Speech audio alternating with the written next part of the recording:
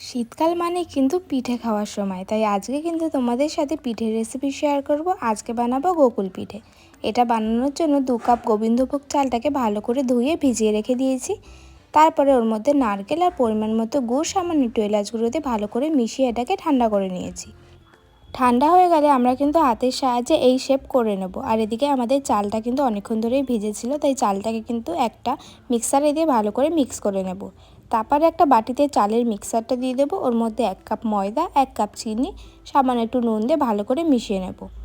মেশানোর পরে আমরা নারকেলের যে গোল গোল গুলিগুলো বানিয়েছিলাম ওগুলো ব্যাটারে চুবিয়ে আমরা কিন্তু ছাঁকা তেলে ভেজে নেব।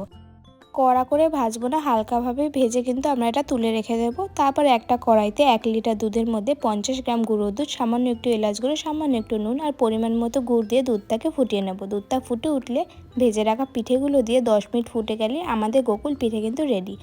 এই গোকুল পিঠে খেতে কিন্তু অত্যন্ত ভালো হয়। তোমরা অবশ্যই বাড়িতে ট্রাই করে দেখো, আর ভালো লাগলে সাবস্ক্রাইব করে দিও।